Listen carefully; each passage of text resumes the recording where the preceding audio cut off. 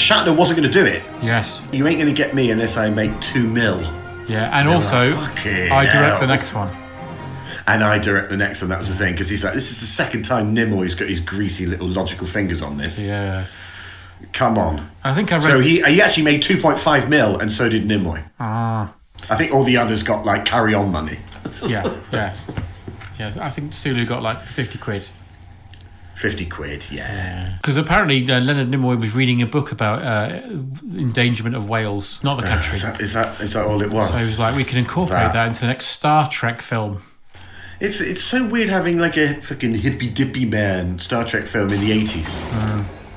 In the 80s, everyone was just like drinking hairspray and, like setting fire to forests for fun. But there you go. It is what it is. Would you be agreeing with me at this early stage that it's the first slight dip in the film franchise? I would. I do enjoy them going into present day. That is fun. And it feels like a proper Trek episode. But the bits where it's in space are my favourite bits, weirdly. And that's the problem. Yeah. Because I still want it to be, in the universe and all that weird stuff. Weirdly enough, it's one of the most popular Star Trek movies box office-wise, which is crazy. It did really well. Yeah, it cost $26 million to make, thereabouts, and it grossed 133. You can't argue with that. So it did really, really well. And it's the first ever Star Trek film to be showed in Russia. That's interesting. So 1, 2, and 3 they never obviously got to see. So that was their first intro, and they're like, "What the hell is going on?" They just had no idea. Chekov is like Jester Man, fall over, break Noginsky. It's an odd one. They were really surprised that Russia finally played it because it's so anti-whale hunting, and Russia at the time were like the biggest whale hunters apart from Japan. Yeah.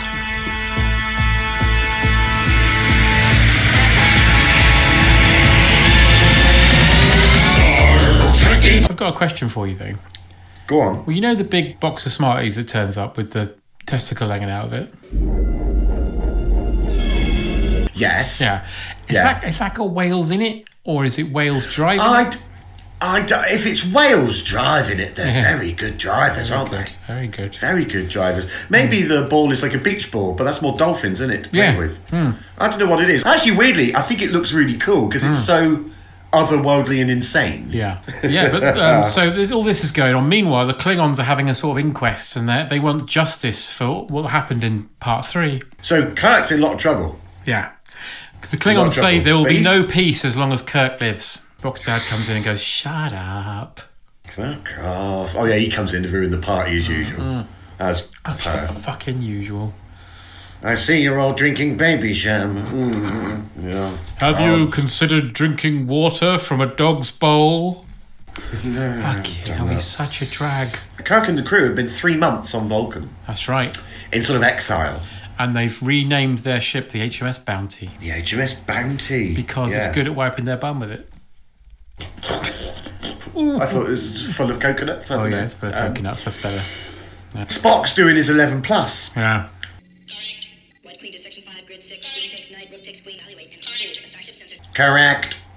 It sounds like it's been done by the man who used to do the Micro Machines adverts. It's like, Micro Machine pocket playsets, so tremendously tiny, so perfectly precise, so dazzlingly detailed, you'll want to pocket them all. If I was Spock, I'd be sitting there going, I haven't said anything, and you keep saying correct. Bones pokes his head in the Birds of Prey and goes, stinks in here. Yeah, Bones complains about how much it whiffs. Yeah. And there's apparently, because Scotty says that he's had a bit of a dicky tummy because of all the Klingon ration packs. And Kirk goes, yeah, I noticed. That means it's full of Scotty's farts. I'm hoping he does one in a kilt and you get a little flatter. Scotty, we've had a report of a dead dog. No, it's me. So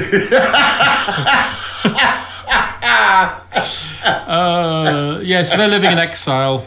And they've decided that they're going to go back to Earth and face the music. And then we cut to VJ Armitage from Octopussy, a professional tennis player. I know, I wrote that down going, how exciting, the professional tennis players in Star Trek. Yeah. Yeah, because what's happened is the Enya-powered dildo, whatever it is, that goes... Anything it passes, everything just sort of closes down. It just short-circuits everything. It's like a big EMP. And everything's ruined. So Kirk and the lads are getting ready to go, and then he turns to Savick and goes, cheers, Savick, have a nice life. Poor old Savick gets second to last billing because she's in it for a millisecond.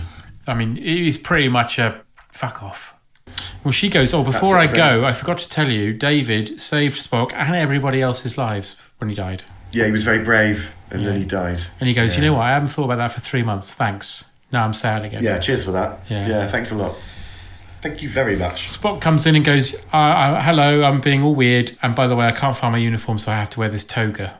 I have to wear this sort of weird, sort of like hippy-dippy jiu-jitsu toga outfit. And he's also very literal at this point, which is quite annoying, when he says... What I mean is, I may have carried your soul, but I sure couldn't fill your shoes. My shoes. Stop being a dick. Well, yeah, I wonder if it's because they're sort of implying that Spock's relearning everything again. Yeah, they are, but it's boring. I think. But it is a bit dull, yeah. So we then cut to Starfleet, and Michael Berryman, the weird-looking man from Hills Have Eyes, is in it as an alien Starfleet officer. Yeah, no makeup required. No makeup required, no. Yeah, and he's going, there's something going on, I don't know what it is. Yeah, and then Spock's dad comes in and goes, look, everything's fucked, you better send a distress signal, because we don't want anyone coming to Earth. Again, here he fucking comes like an ill wind. The guy from Starfleet comes in and goes, hey, everybody, I got good news. This big machine in space is threatening us, but I've got some strippers, some coke, and some champers. And a bottle of Jack. Bottle of Jack. So, and then Kirk's dad comes in, better hide all that. Yeah. I've got some choir boys, some hummus. Oh, God. I've got one of those CDs where monks sing popular songs. I've got... By the way, I just found this packet of white powder. I've just put it down the toilet because it's clearly toilet cleaner. Oh, for fuck's sake. They try to send a signal back and they can't. And then Spock goes, you know what? If my point ears don't deceive me, that sounds like humpback whales. That sounds exactly like what I would call a humpback whale. Yeah. They're like, right, okay. You fucking seem to know about that, don't you? And he says, you know what? And I reckon if we don't get some humpback whales to them, then this will never end. Yeah, and they go, oh, right, yeah, we'll take that as read. And then suddenly Kirk lands on an idea and you see Bones' little ashen face like, no. Because his idea is time warp. Time warp. A slingshot manoeuvre around the sun. A slingshot manoeuvre around the sun, which I think in scientific terms is a right load of old cobblers. I think it's technically there is bullshit. The sun does not disturb the fabric of space and time nearly enough. What's the kind of thing that would? 2 black holes. But, it's a fun idea. It's absolute cobblers. But if they did the slingshot manoeuvre and then they came around the other side of the sun and you cut inside and everyone was just dead and on fire. And then they go into this weird sort of like dream sequence where you see all their faces made of milk or something. Yeah, it's like those old claymation sort of California Raisins style animation. Yeah, it's very odd. So everyone falls asleep and then they hear whale song and they go, but sir, it's not coming from the sea, it's coming from San Francisco. It's coming from San Francisco, and Sulu goes, oh my. And then Scotty goes, got bad news, we've just run out of power. Yeah, we got no power at all, but don't worry, throughout the entire film I'll use the fucking teleporter beaming thing like it's a fucking new Christmas toy. Yeah. Constantly being used. Constantly. They're always outside the ship and they get beamed in. Just fucking open the hatch. Yeah. And they land in Golden Gate Bridge Park or something, don't they? Like San Francisco Park. Like and Kirk says, by the way, I don't think any of these people would have seen extraterrestrial life. So Spock rips a bit off his robe and ties it as a headband over his ears. Cunning, isn't it? It's great. Cunning, that. Yeah. Actually, that's kind of cool. I like that bit. And they've been split into 3 teams, essentially, haven't they? Well, first we get the... oh, yes. Suddenly... We're in 1986. 80 San Francisco. Yeah, it's so cool, isn't it? Get your leather chaps on. And then... So you've got Kirk and Spock going off to find the whales. You've got your McCoy and your Scotty who need to find something that they can transport the whales in. Yes. And they need to do that. Sulu needs to get a helicopter. Sulu needs a helicopter to transport the whale. Or to transport the stuff to hold the whales in. Sorry, to bring the whale. And Uhura and Chekov have to find nuclear fusion. Yes. All they got to do is put a little... restock the ship. Yeah, it's like a little box you put on the side of the containment unit and it sucks all the energy into it. Yeah, it's like a sort of radiation Tampax. Yes, it exactly. absorbs. Yeah. So that's what they do. And that's pretty much now the rest of the film is little bitty bits and bobs of them all in different moments of peril or non-peril. But then you get the bit where Kirk and Spock are like, well, where the hell are we going to find humpback whales in San Francisco? And then a bus pulls up saying, come to the San Francisco place where you can come and have a look at these 2 humpback whales we've got. George and Gracie. That's it. George And then they get on the bus and then immediately get off, and he says, "What does it mean, exact change?" Yeah, it's all lovely, all this, but I'd rather they were in space. Yeah. Unfortunately. And then you get Uhura and Chekov asking a policeman, "Where can I find nuclear vessel?" Yeah. The policeman just ignores them. But it is quite funny, the idea of a Russian going, "I want nuclear material." Yeah. It doesn't really go anywhere. Like, they should have been immediately arrested. Yes. But meanwhile, Kirk and Spock do get on the bus, and we see Kirk Thatcher as a punk. Yes, he's actually one of the producers. That's right. Of the film. And they asked him, "Do you mind if we shave the side of your head and you do that?" And you're like, "Yeah, no probs." I always used to think it was naturally going to be Bobcat Goldthwait doing it. Yes. Because of the close association with the Police Academy films. I just thought, because he starts off as a punk, doesn't he? He does, but this bit's funny, so it can't have been him. Yeah, so definitely not him. Shut up! Not you. I'm in the duck. So, Kirk and Spock go to the aquarium, and we meet Dr. Gillian Taylor. Now, do you know who they originally wanted to play the role before they went to Dr. Gillian Taylor? I hope you know this. Eddie Murphy. Eddie Murphy? That's insanity. Yeah. Eddie Murphy, they wanted to play an astrophysicist, but he ended up doing The Golden Child. That's right. Yeah. Yeah. I think everybody wins film there. That would have been. Well, I love her first line. She goes, "The first misconception people make about whales is that they're fish." I'm like, who thinks that? And everyone goes, "We all went to fucking high school." All right, love.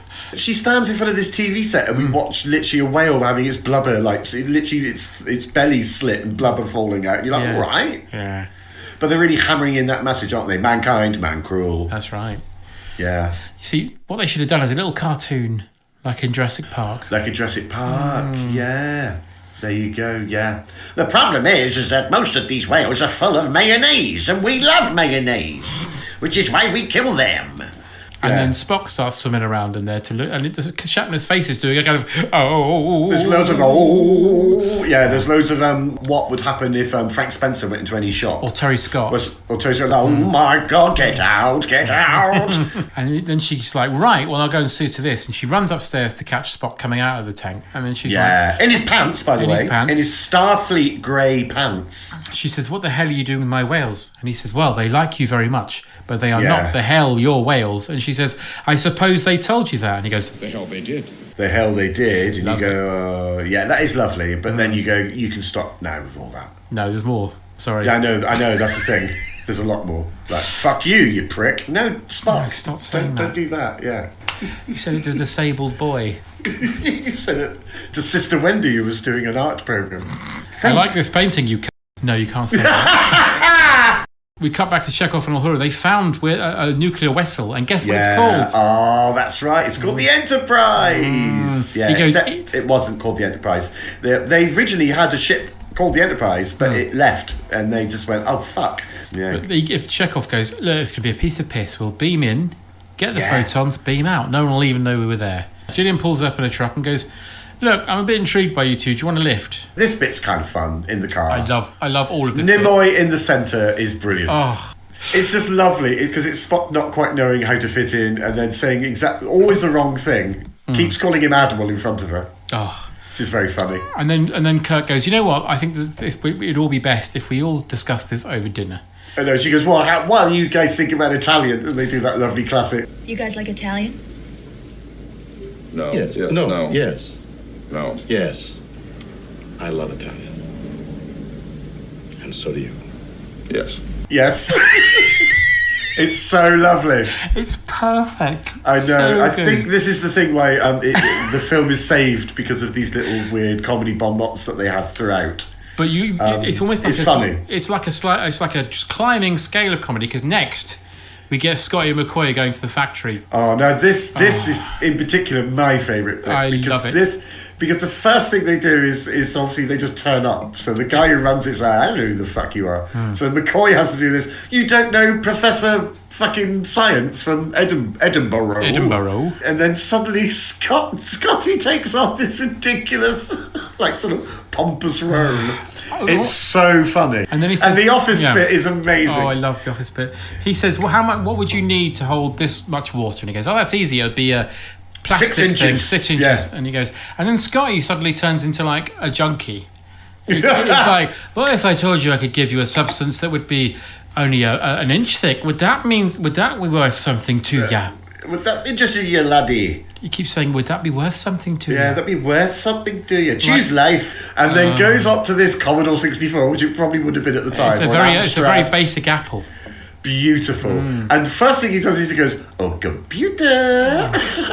And they hand him the mouse. And then Bones goes, no. Gives him the mouse. And then there's a double joke because he holds the mouse like a microphone. Yeah. Oh, computer.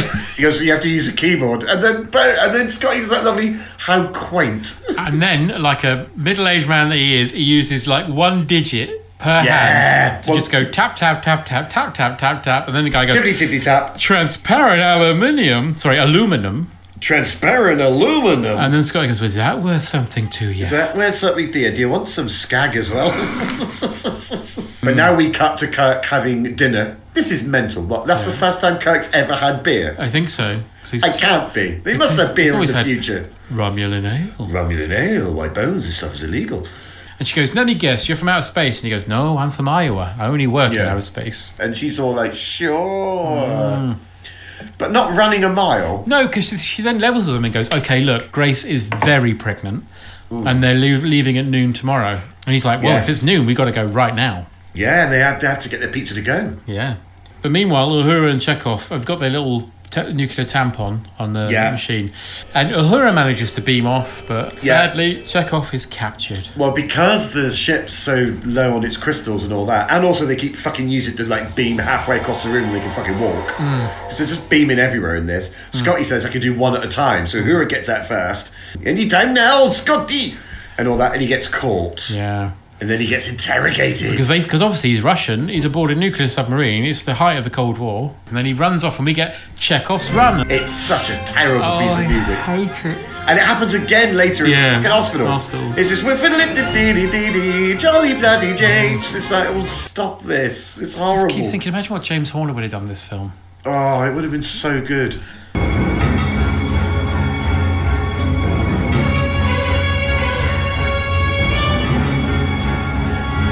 Yeah. Anyway, so he sort of runs as fast as he can. And then fucking falls off a ledge. But he's in critical condition, we hear. Uhura can somehow find that out. She's listening to local hospital gossip. I guess so, because we get... How is she getting that information? Well, we get a rule of 3, don't we? We get full power's been restored to ship.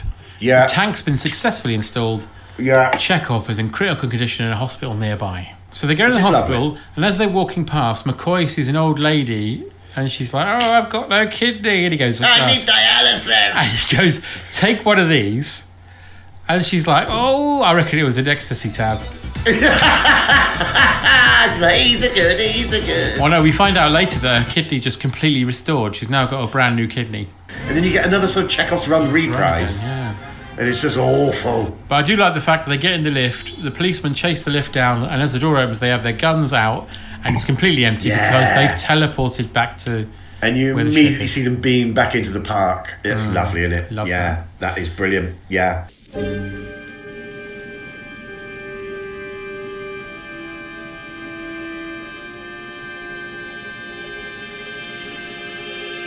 So they go and get the whales, but the trouble is the whales are already being tracked by awful whalers. Not Bob Marley's band. Dirty bloody whalers. And then we get possibly my favourite shot in Star Trek.